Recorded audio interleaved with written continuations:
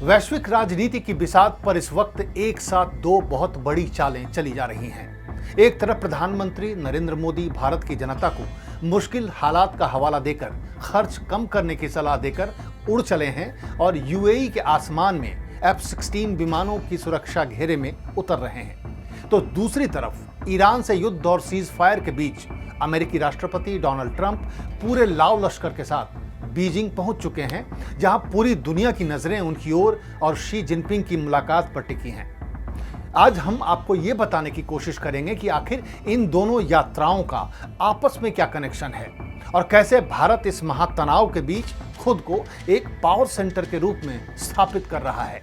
नमस्कार, मैं हूं राकेश और आप देख रहे हैं द भारत नाउ।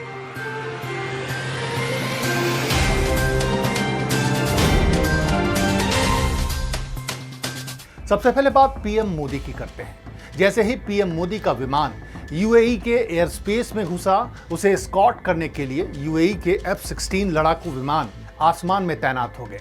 ये सम्मान और सुरक्षा का वो स्तर है जो केवल चुनिंदा वैश्विक नेताओं को मिलती है। अबू धाबी में राष्ट्रपति शेख मोहम्मद बिन जायद ने खुद मोदी जी का स्वागत किया। दरअसल ये सिर्फ एक सामान्य मुलाकात नहीं है, बल्कि ऊर्जा सुरक्षा यानी एनर्जी सिक्योरिटी की गारंटी है। अब जरा तस्वीर के दूसरे पहलू को देखिए।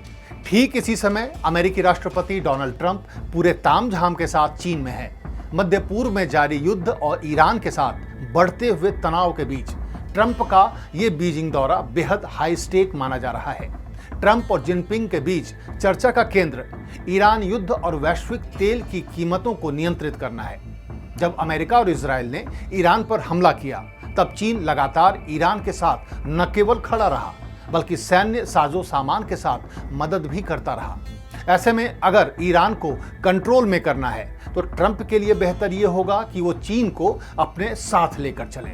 अब सवाल यह है कि इन दोनों का कनेक्शन क्या है। जब अमेरिका और चीन जैसे दो दिग्गज एक दूसरे के सामने बैठकर युद्ध और ट्रेड वॉर सुलझाने की कोशिश कर रहे हैं, ठीक उसी समय भारत अपने पुराने दोस्तों जैसे यूएई और नए साझेदारों जैसे नीदरलैंड, स्वीडन, नॉर्वे और इटली के साथ मिलकर अपना एक अलग थर्ड ब्लॉक मजबूत कर रहा है। यूएई जो हाल ही में जीसीसी से अलग हो गया है और वो अपने लिए एक भरोसेमंद साथी ढूंढ रहा है।